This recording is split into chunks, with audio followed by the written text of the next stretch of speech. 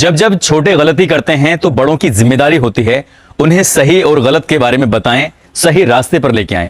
आज की जो सच्ची घटना मैं आपको सुनाने जा रहा हूं, इस सच्ची घटना में छोटा गलती करता है और बड़ा जो होता है बजाय उसकी गलती का एहसास कराने के उसके साथ खड़ा हो जाता है, बल्कि वैसा ही करने लगता है।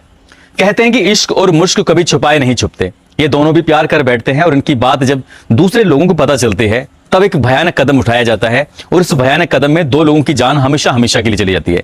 साथ ही कई घर बर्बादी की कगार पर पहुंच जाते हैं। और जब इस घटना के बारे में लोगों को पता चलता है तो लोग सुनकर हैरान थे, सकते में आ जाते हैं, परेशान हो जाते हैं। आदाब, नमस्कार, सत श्री अकाल। मैं उस्मान सैफी। आज की जो सच्ची घटना मैं आपको सुनाने जा रहा हूं, ये सच्ची घटना है मध्य प्रदेश का एक जिला है छिंदवाड़ा और इसी जिले का एक इलाका लगता है लावा घोगारी। दरअसल लावा घोगारी क्षेत्र का इलाका है सोन पठार। बात कर रहा हूं 9 अगस्त 2022 की सुबह लगभग 7 बजे के आसपास।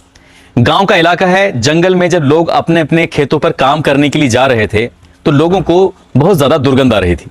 लोगों ने उस दुर्गंध की तरफ देखा कि ये आखिरकार ये दुर्गंध कहां से आ रही है, जहां से निकलना भी बहुत ज्यादा मुश्किल हो रहा था। तभी लोगों की नजर जाती है कुएं पर और कुएं की में झांक कर जो देखते हैं तो 2 लाशें तैर रही थी। 2 लाशों को तैरते हुए देखकर लोगों ने शोर मचाया और गांव के लोगों को खबर दी। जैसे ही गांव के सैकड़ों लोग मौके पर आते हैं, तुरंत ही पुलिस को भी मौके पर सूचना दी जाती है। पुलिस मौके पर आती है और इन 2 लाशों के बारे में पता लगाने में पुलिस को ज्यादा मशक्कत नहीं करनी पड़ती थी, ज्यादा उन्हें दिक्कत नहीं उठानी पड़ी, क्योंकि गांव की ही 2 महिलाएं हैं। एक का नाम श्यामवती है, दूसरे का नाम है सुशीला लाना।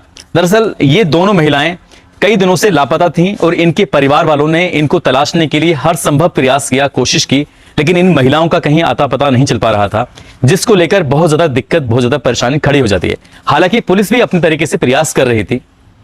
दोनों शवों को कब्जे में लेकर पोस्टमार्टम के लिए भेजा जाता है और पोस्टमार्टम के बाद जब पोस्टमार्टम कराया जाता है तो उससे पता चलता है कि पानी में डूबने की वजह से इनकी मौत हुई है। आखिरकार दोनों की, यानी कि देवरानी और जिठानी, दोनों की एक साथ मौत होना भी अपना आप में एक बड़ा सवाल था। और इसी सवाल का जवाब जानने के लिए न केवल पुलिस बल्कि आसपास के ये गांव के लोग सभी जानना चाहते थे कि आखिरकार देवरानी और जिठानी की जान क्यों चली गई है, ये वो क्यों मर चुकी हैं। पुलिस अपनी स्तर से जांच कर रही थी, परिवार वालों का भी सहारा लेके बातचीत कर रही थी, साथ ही आसपास के लोगों से भी पूछताछ की जा रही थी। तब जब लोगों से, अलग अलग लोगों से, गांव के लोगों से जब पूछताछ की जाती है, लगभग 200 से ज्यादा लोगों से जब पूछताछ की गई, तब कहीं जाकर पुलिस को एक सुराग मिलता है। और वो सुराग कोई और नहीं था बल्कि गांव का ही एक लड़का होता है स्वामी, जिसकी उम्र लगभग 20 साल के आसपास होती है। उस लड़के से जब पूछा जाता है कि तुम्हारा इस मौत में, ये इन दोनों देवरानी और जिठानी की मौत में तुम्हारी क्या हिस्सेदारी है, तो वो शुरुआत में पुलिस को झुठलाने की कोशिश करता है। जब पुलिस अपने तरीके से उससे पूछताछ करती है, क्योंकि ये देवरानी और जिठानी के जो पति होते हैं वही पुलिस को सुराग देते हैं, वही पुलिस को क्लू देते हैं, और उसी क्लू के आधार पर स्वामी को जब हिरासत में लिया जाता है तो वो बताता है कि गांव में उसको बहुत ज्यादा लोग मानते हैं, उसको बहुत ज्यादा प्यार करते हैं, क्योंकि उसकी बातें, उसकी चलना, उसका बहुत सारी ऐसे उसके स्वभाव है, व्यवहार है उसका, जो लोगों को बहुत ज्यादा पसंद आता है, खासकर गांव की लड़कियों को और महिलाओं को। ऐसे ही उससे कई साल बड़ी है लेकिन गांव की बहू है जिसका नाम है श्यावती। श्यावती को ये स्वामी बहुत ज्यादा पसंद आता है और ये कहीं ना कहीं उस लड़के से इजहार कर बैठती है, प्यार कर बैठती है। हालांकि स्वामी ने शुरुआत में मना किया था अपने इस प्यार के इजहार के लिए। उसने साफ साफ इनकार कर दिया था कि तुम शादीशुदा हो और गांव की बहू हो और मैं इस मामले में बिल्कुल भी कोई रिस्क नहीं ले सकता। लेकिन फिर भी श्यावती ने कहा कि तुम्हें परेशान होने की जरूरत नहीं है, जब हमें मौका मिलेगा तब हम एक दूसरे से मिल लिया करेंगे। और ऐसे ही होता है, शुरुआत में एक दूसरे से प्यार होता है, फिर इन दोनों के बीच में रिलेशन बनने लगते हैं और फिजिकल रिलेशन कुछ इस कदर बनने लगते हैं, जब जब इन दोनों को मौका मिलता था तब तब एक दूसरे के साथ वो ऐसे ही संबंध बनाया करते थे। और एक दिन संबंध बनाते बनाते जेठानी यानी कि सुशीलाना की नजर पड़ जाती है अपनी ही देवरानी पर, गांव के उस लड़के पर जिसका नाम है स्वामी। वो देखकर उन दोनों को बजाय समझाने की, डांटने की, वो खुद भी कहीं ना कहीं उस लड़के से उतना ही प्यार करती थी, उतना ही चाहती थी जितना क्या उसकी देवरानी चाहती थी। अब दोनों ही मिलकर उस लड़के के साथ वही सब काम कर रहे थे जो क्या एक समाज इस रिश्ते को बिल्कुल भी इजाजत नहीं देता। ऐसे रिश्तों को इजाजत बिल्कुल भी नहीं मिलती है जिसमें इन्हें माना जाता है कि अवैध संबंध। इन अवैध संबंधों को किसी भी प्रकार की कोई इजाजत नहीं दी जाती है। मगर एक दिन ऐसा होता है कि पति घर में आ जाता है और देवरानी जेठानी दोनों ही इस लड़के के साथ आपत्तिजनक स्थिति में पाई जाती हैं। लेकिन पति कुछ भी तो नहीं कहता है, मगर दोनों को समझाने की कोशिश करता है और समझाने के बाद वो घर से निकल जाता है। और कहीं ना कहीं देवरानी और जेठानी दोनों पानी पानी हो जाती हैं, शर्म से परेशान हो जाती हैं, इतना परेशान हो जाती हैं कि वो फैसला लेती हैं कि यहां से हम भाग चलते हैं। और दोनों ही देवरानी और जेठानी उस लड़के को फोन करती हैं, उससे बातचीत करने की कोशिश करती हैं और सीधा गांव छोड़कर दूर भाग जाते हैं, जंगल में कहीं जाकर छिप जाते हैं। लगभग 3 दिन जंगल में ऐसे ही छिपे रहते हैं और बस यही सोच रहे थे कि इस दिक्कत, इस परेशानी से आखिरकार निकला जाए तो कैसे निकला जाए। तभी स्वामी ने कहा कि ठीक है, एक मेरे पास रास्ता है और हम क्यों ना उस रास्ते पे चलें। और वो रास्ता था मौत को गले लगाने का। तभी गांव के जंगल में जो एक बड़ा सा कुआं है, उसी कुएं के अंदर तीनों ने कूद कर अपनी जान देने का फैसला ले लिया। साथ ही हालांकि कहते हैं कि अपनी जान देना ये शायद सबसे बड़ा ताकत का काम होता है। और ये दोनों महिलाएं यानी कि देवरानी और जेठानी उस लड़के के साथ तैयार हो जाती हैं और तीनों ही एक साथ कुएं में कूद जाते हैं। ये कोई नहीं जानता था कि कौन तैरना जानता है और कौन तैरना नहीं जानता है।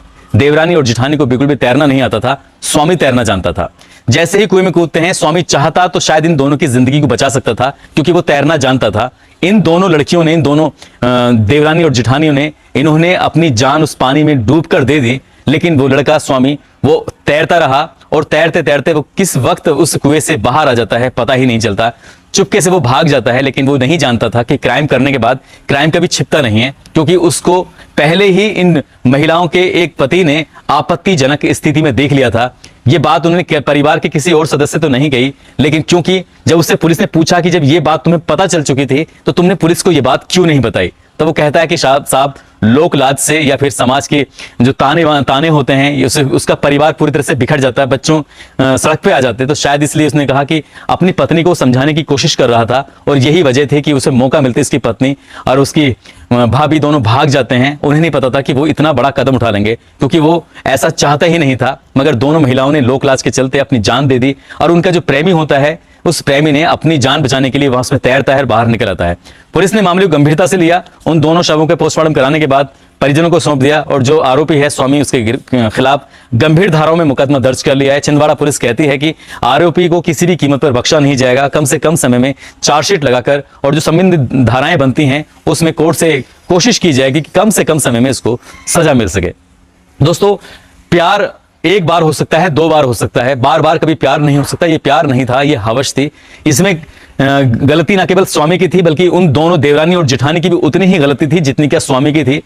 लेकिन जिस तरह का कदम उन्होंने उठाया वो कदम नहीं उठाना चाहिए था। उन्हें अगर पछतावा था तो अपने पति से बातचीत करने के बाद शायद इस मसले को, इस मामले को सुलझाने की कोशिश करते। जान देने से कभी कोई रास्ते निकल के नहीं आते हैं और जान देकर ही इन्होंने अपने आप को खो दिया, परिवार को खो दिया और परिवार भी शायद बिखर जाएगा और उस लड़के की जिंदगी भी हमेशा हमेशा के लिए अंधकार में ही कटेगी। दोस्तों, इस घटनाक्रम को सुनाने का उद्देश्य किसी को परेशान करना नहीं है, किसी का दिल दुखाना नहीं है, बल्कि आपको जागरूक करना है, आपको सचेत करना है। रोजमर्रा की तरह आज भी कल्याण सिंह है, इनका जन्मदिन था 14 अगस्त को, मैं भूल गया था इनका जन्मदिन का नाम लेना।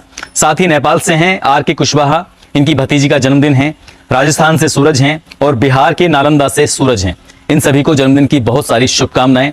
साथ ही आज 15 अगस्त को स्वतंत्रता दिवस है। आप सभी को स्वतंत्रता दिवस की हार्दिक शुभकामनाएं। जिस तरह से इस बार देश में हर घर तिरंगा लहराया गया है और हर व्यक्ति ने तिरंगा लहराया है, वाकई ये सैल्यूट का काम किया है। बहुत ही अच्छा, बहुत ही सराहनीय कदम है। इस तरह से इन पर्वों को हमें बढ़ चढ़कर हिस्सा लेना चाहिए और खुशियों में शामिल होना चाहिए। साथ ही जिन लोगों ने अपील की थी कि फेसबुक और यूट्यूब पर उनका नाम लिया जाए, उन लोगों में बादाम अहिरवार हैं मध्य प्रदेश से, सतीश मलिक हैं, लाल मोहम्मद मलेशिया से हैं, ज्योति साहू माही साहू दिल्ली से हैं, आकाश यादव चंदन दिल्ली से हैं, जितेश और मानव मथुरा से, अब्दुल जब्बार अलीगढ़ से, नियाजुद्दीन हसमुद्दीन मैनपुरी से, विनोद राय बरेली से, साहबुद्दीन मलिक कदीर नागालैंड से, शावेज आलम किशनगंज से, होशियार सिंह दोहरा लुधियाना पंजाब से, अखिलेश यादव शिकोहाबाद फिरोजाबाद से, अखिल मीणा राजस्थान से, बाड़मेर राजस्थान के रहने वाले मदन सिंह, फिरोज छत्तीसगढ़ कोरबा के, मोहम्मद तुफैल, मोहम्मद अफजाल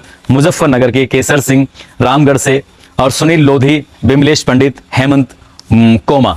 आप सभी का दिल की गहराइयों से बहुत बहुत धन्यवाद, बहुत बहुत शुक्रिया। आप सब अपना ख्याल रखें, सुरक्षित रहें। जय हिंद, जय भारत।